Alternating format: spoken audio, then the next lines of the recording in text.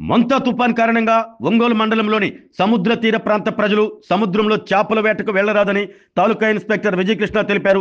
తాలూకా police స్టేషన్లో మీడియాతో ఆయన మాట్లాడారు. తుఫాన్ కారణంగా బలమైన ఈదురుగాలులు వీచే అవకాశం ఉన్నందున అలాంటి సమయంలో చెట్లు పడిపోయే ప్రమాదం ఉందన్నారు. విద్యుత్ స్తంభాల వద్ద ఎవరు ఉండవద్దని సూచించారు. సముద్ర తీర ప్రాంతం వారు సురక్షిత ప్రాంతాలకు రావాలన్నారు.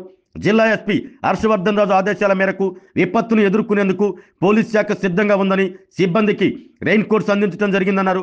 ప్రమాదం సంభవించిన వెంటనే పోలీసులకు సమాచారం అందిస్తే నివారించేందుకు చర్యలు తీసుకుంటామని తెలిపారు. సముద్ర తీర ప్రాంతంలో ప్రజలు అప్రమత్తంగా ఉండాలని, వేటకు వెళ్లిన వారిని బయటికి రావాలని ఇప్పటికే సందేశాలు పంపించడం జరిగిందన్నారు. తుఫాన్ కారణంగా ఎలాంటి ప్రాణ నష్టం జరగకుండా చర్యలు తీసుకుంటామని, ప్రజలు కూడా 3 రోజుల పాటు బయటికి రావద్దన్నారు. అలాగే కార్తీక మాసం మొదటి సోమవారం కావడంతో భక్తులు ఎవరు సముద్ర స్థానాలకు, నదుల వద్దకు వెళ్లవద్దు అంటూ సూచించారు. ప్రమాదాలు జరిగే అవకాశం ఉన్నందున భక్తులు జాగ్రత్తలు పాటించాలని తెలిపారు.